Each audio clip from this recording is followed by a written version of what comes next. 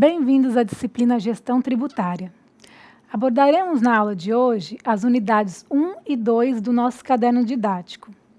Antes de iniciarmos o estudo do conteúdo dessas unidades, vamos aprender de forma geral como o tema tributação é apresentado no debate público.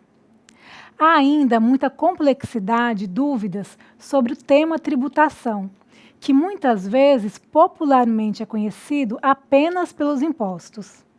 Já adianto para vocês que tributação diz respeito aos impostos, taxas e contribuições pagas pelo cidadão brasileiro. Vocês já devem ter notado no debate público e político muitas discussões acerca de quais seriam os tributos mais recomendados pela teoria ou pelos organismos governamentais. E quase nenhuma atenção é dada à administração e à gestão tributária. No Brasil, o pouco conhecimento da realidade tributária e, mais ainda, de sua administração e gestão é bem mais acentuado no caso dos municípios. Primeiro, há certo preconceito em acreditar que todo governo, ainda que de menor escala, deveria se autossustentar, fato que não ocorre nem nos países mais desenvolvidos. Segundo, os tributos típicos de governos locais, incidentes sobre patrimônio e taxas, não são os mais fáceis de serem administrados e de terem seus potenciais explorados. Em terceiro, em um país com dimensões continentais, tendem a faltar informações atualizadas e precisas, sem contar as disparidades territoriais, funcionais, econômicas e sociais entre os municípios.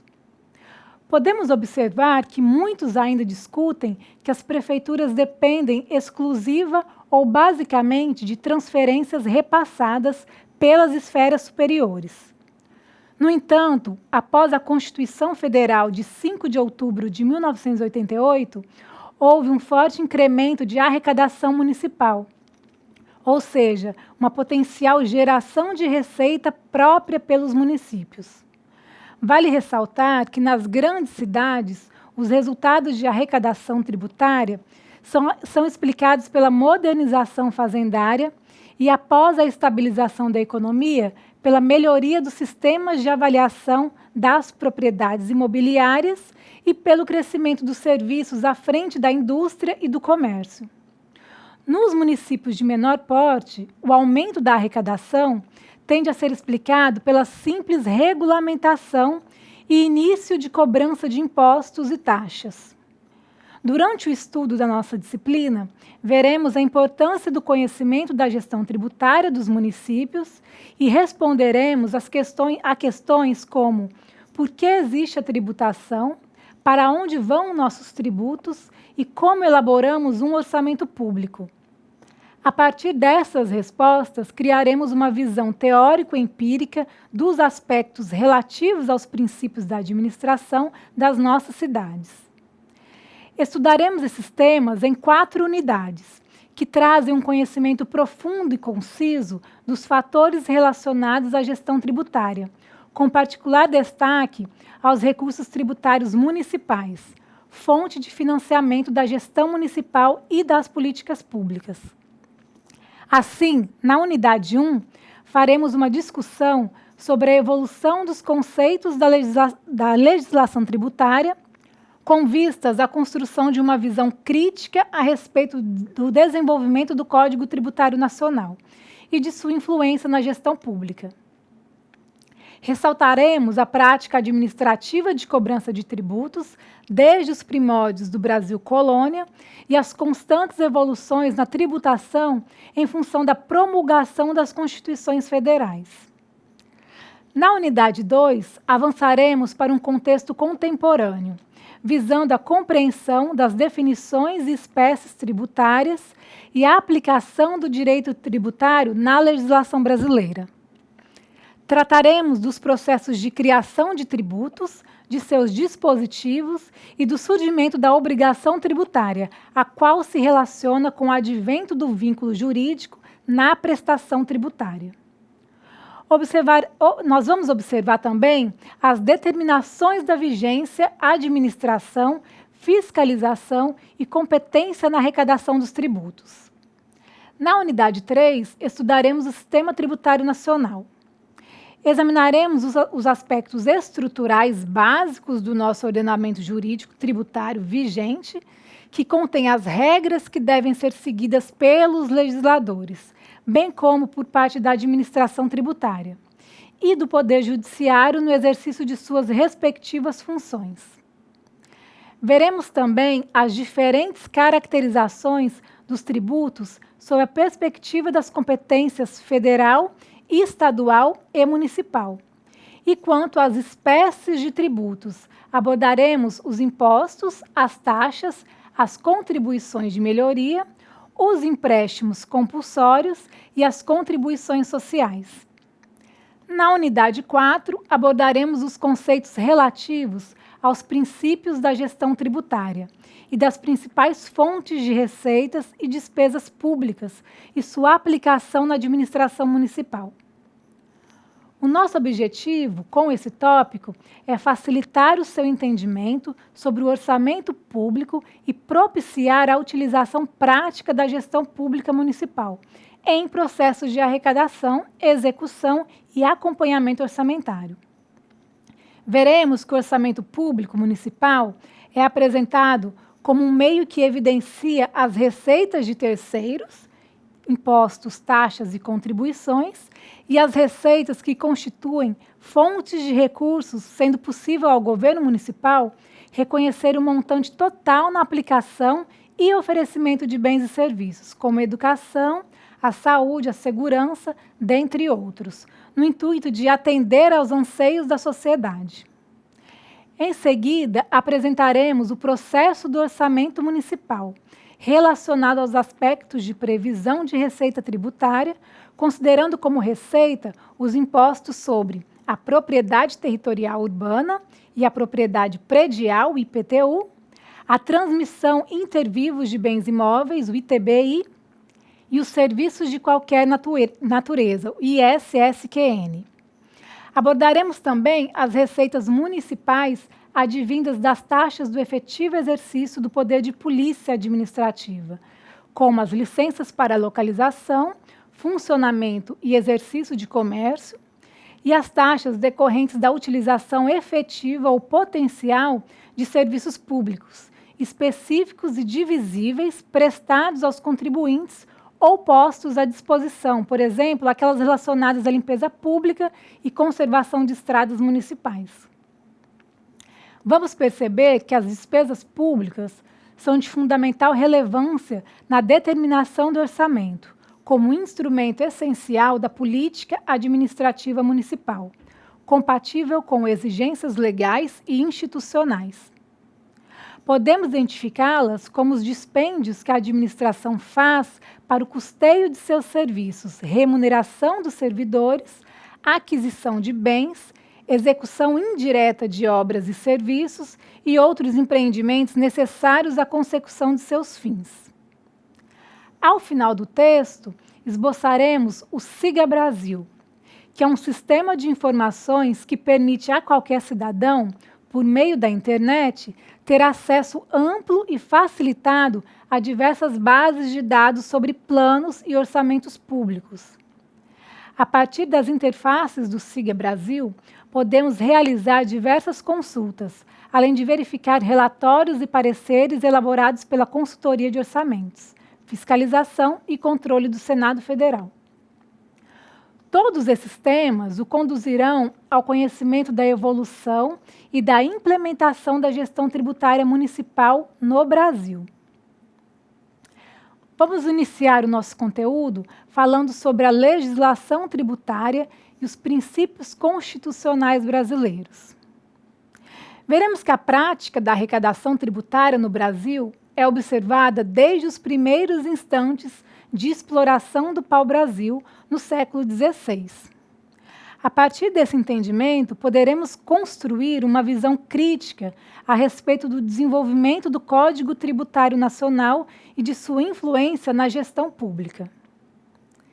Para melhor compreensão e avaliação das políticas fiscais do governo, é fundamental a compreensão de sua importância na geração de receitas para financiar os gastos incorridos na oferta de bens e serviços públicos, através das políticas tributárias.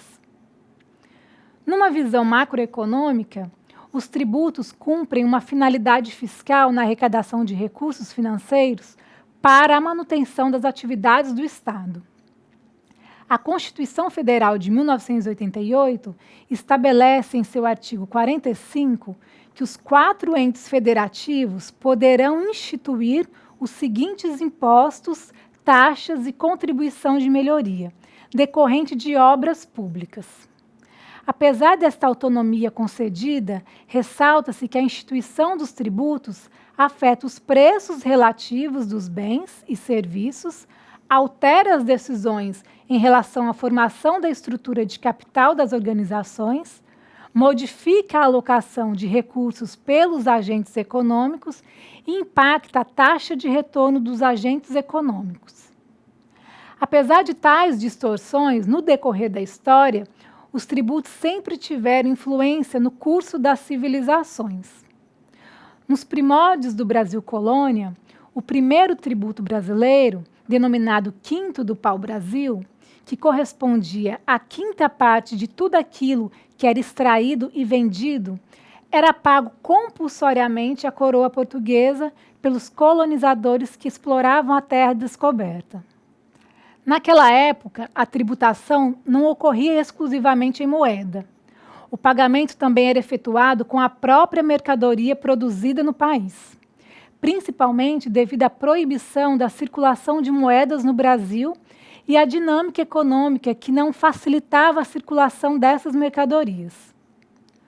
O processo de colonização do Brasil foi inevitável e necessário para a proteção e o desenvolvimento do território e para tornar a colônia, a partir das riquezas produzidas, um empreendimento lucrativo para Portugal.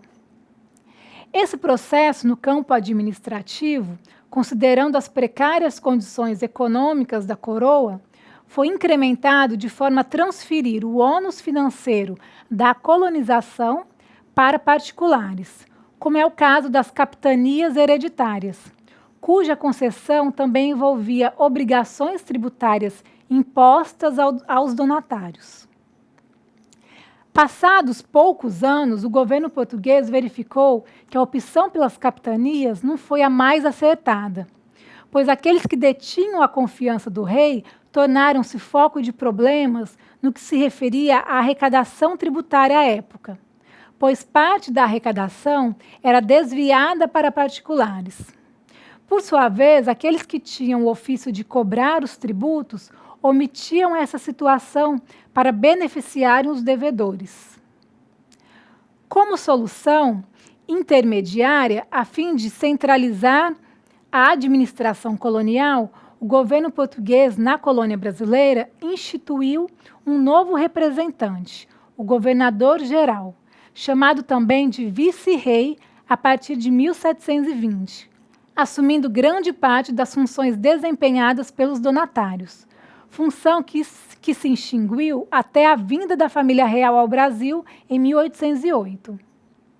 Ainda no século XIX, implantou-se o Banco do Brasil e o Tesouro Nacional, e o surgimento das moedas de ouro e prata utilizadas para as realizações comerciais. Ainda assim, a gestão dos recursos públicos arrecadados pelo governo geral continuava incipiente. Como a arrecadação era insuficiente para suprir as despesas da corte portuguesa, foram instituídas novas formas de tributação. Além disso, devido à inexistência de uma separação fiscal de competência, um mesmo tributo podia ser cobrado várias vezes, sendo diferenciado apenas em sua nomenclatura. Em 1822, o Brasil proclamou sua independência e, em 25 de março de 1824, outorgou a sua primeira Constituição, com promessas de um sistema tributário nacional mais justo, sem os excessos fiscais que provinham da coroa e a manutenção de uma gestão mais equitativa nas práticas tributárias. Entretanto, a despeito das promessas, o Brasil, independente o Brasil independente herdou do período colonial uma precária estrutura tributária. Porém, a forma de cobrança e a arquitetura tributária sofreram poucas transformações. As mudanças ocorridas à época estavam relacionadas ao âmbito administrativo, com a divisão dos poderes. A partir daí, temos o seguinte: em 1889, com a promulgação da República, algumas decisões administrativas foram paulatinamente sendo introduzidas e, em 24 de fevereiro de 1891, a primeira Constituição da República delegou, por meio dos artigos 7º e 9º, competência à União e aos Estados para decretarem determinados impostos. Os estados deveriam se organizar de forma a assegurarem a autonomia dos municípios em assuntos de seu peculiar interesse. Tanto a União como os estados tinham poder para criar outras receitas tributárias.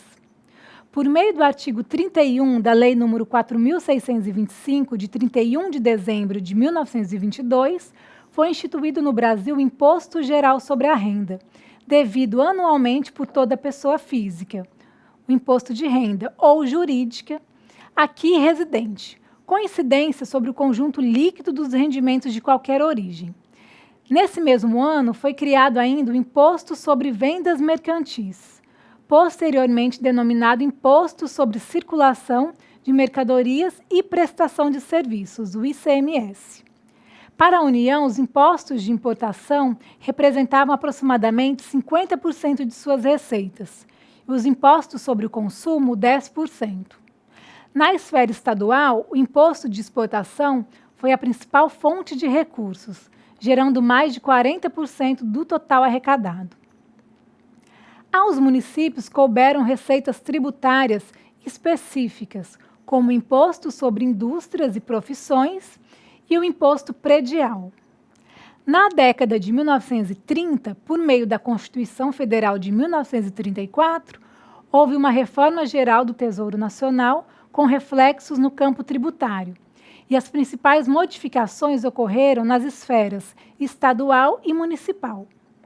Os estados foram dotados de competência privativa para decretar impostos sobre vendas e consignações. Em virtude das guerras mundiais ocorridas na primeira metade do século XX, a participação do imposto sobre a importação foi reduzida bruscamente em 1942 e deixou de ser uma importante fonte de recursos para o governo federal.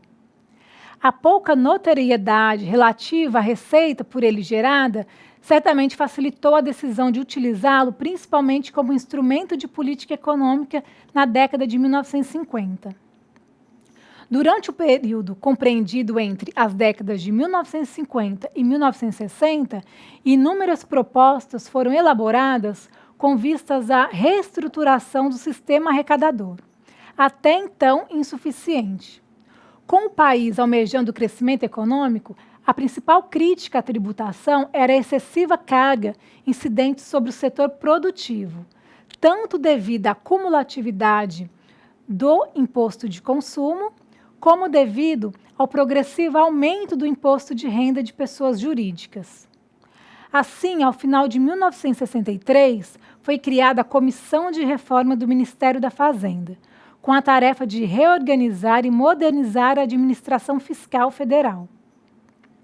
Com o golpe de março de 1964, a reforma tributária proposta pela comissão adquiriu impulso e, com menores obstáculos políticos, um novo sistema tributário nacional foi sendo implantado, tal como os incentivos fiscais para as regiões não industrializadas, a política de subsídios com a criação da Zona Franca de Manaus e a reforma tributária de 1965. O sistema tributário nacional, criado pela Constituição de 1988, ao contrário do originado pela reforma na década de 1960, foi consequência de um processo participativo cujas maiores discussões ficaram concentradas na Assembleia Nacional Constituinte, mas também contaram com a participação direta da população por meio das emendas populares. No nosso caderno didático, especificamente nas páginas 23 e 24, vocês podem observar os tipos de tributos e respectivas competências à União, Estados e municípios. Vamos agora compreender os princípios constitucionais que orientam o direito tributário. Para tanto, partiremos da definição trazida por Lacombe 2004 e Ávila 2005. Para Lacombe 2004, o princípio corresponde a conceitos ou ideias básicas que fundamentam uma forma ou teoria com o objetivo de embasá-la e legitimá-la, permitindo com isso a efetividade de todas as suas normas. Temos também o conceito de Ávila 2005, que entende que os princípios são normas imediatamente finalísticas, primariamente prospectivas e com pretensão de complementaridade e de parcialidade, para cuja aplicação se demanda uma avaliação da correlação entre o estado de coisas a ser promovido e os efeitos decorrentes da conduta havida como necessária à sua promoção. Sobre o direito tributário, entende-se que não é uma ciência autônoma, mas um ramo independente da ciência jurídica que tem princípios jurídicos próprios, inaplicáveis aos demais segmentos, ou seja, submete-se aos princípios gerais do direito, bem como se relaciona com outros campos do direito. Ademais, o direito tributário se relaciona com o direito constitucional, por este representar a base de origem de todos os ramos jurídicos.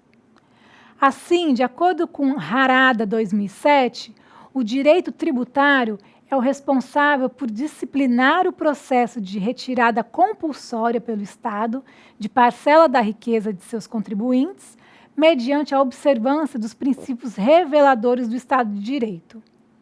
Constitui uma disciplina jurídica que estuda as relações entre o fisco e o contribuinte. A Constituição da República Federativa do Brasil, de 1988, rege a estruturação sistemática da ordem tributária do país. O seu artigo 145 confere poder à União, aos Estados, ao Distrito Federal e aos municípios para instituírem impostos e taxas em razão do exercício do poder de polícia, ou pela utilização efetiva ou potencial de serviços públicos específicos e divisíveis prestados ao contribuinte ou postos à sua disposição, e pela contribuição de melhoria decorrente de obras públicas. No entanto, é importante destacarmos ainda que a Constituição Federal de 88, como lei tributária fundamental, não cria tributos. Logo, a competência tributária não ultrapassa a esfera do Poder Legislativo, que é aquele a quem cabe criar os tributos. Sobre as fontes do direito tributário, vamos primeiramente compreender que, no âmbito do direito, a fonte básica é a lei. A fonte real, portanto, é a ocorrência do fato que define a geração da obrigação tributária. Por exemplo, é descrito em norma legal que existe a incidência do Imposto sobre Serviços e Mercadorias, o ICMS. Porém, a efetiva geração da obrigação de pagamento do tributo se dá na circulação, seja na compra, seja na venda de serviços ou mercadorias. Já as fontes formais são as emendas à Constituição Federal de 88, leis complementares, leis ordinárias, leis delegadas, as medidas provisórias, os decretos legislativos, as resoluções, os tratados e as convenções internacionais. Nesta primeira unidade, analisamos o sistema tributário do Brasil desde o seu surgimento no período de crescimento da exploração do pau-brasil. No século XVI, até a promulgação da Constituição Federal de 88. Vimos que o primeiro tributo brasileiro, denominado Quinto do Pau-Brasil, era pago sobre a circulação da própria mercadoria produzida, sendo destinado compulsoriamente à coroa portuguesa. Na sequência, tratamos do processo de colonização do Brasil, que trouxe formas de organização para a legislação tributária. Além do tributo incidente sobre o pau-brasil, a nova organização tributária passou a cobrar tributos sobre as especiarias e drogas e também aqueles relativos aos direitos alfandegários, sobre importação e exportação. Vimos ainda que a vinda da família real para o Brasil determinou o aumento da fonte de recursos, principalmente via a arrecadação tributária, além de custear as despesas reais. À época, a gestão dos recursos públicos arrecadados pelo governo continuava incipiente. Observamos que no período posterior à independência, o país ainda continuava refém da precária estrutura tributária. Com a promulgação da República, algumas decisões administrativas foram introduzidas no sistema tributário nacional. No âmbito dos tributos, tanto a União como os estados passaram a ter poder para criarem outras receitas tributárias. Outro fator destacado foi a instituição, em 1922, do Imposto de Renda sobre as Pessoas Física e Jurídica. A partir daí e das constituições posteriores, a estrutura tributária passou a ser organizada mais concretamente. Atualmente, o Sistema Tributário Nacional é regido pela Constituição Federal de 1988. Diante de tais acontecimentos, a formulação atual do Sistema Tributário Nacional tem como princípios os conceitos de direito tributário e suas fontes materiais e formais, compostas de dispositivos normativos, lícitos e emendas. Com isso, encerramos a nossa primeira unidade. Na próxima aula, veremos sobre a obrigação tributária e legislação, bem como a estrutura do Sistema Tributário Nacional. Até lá!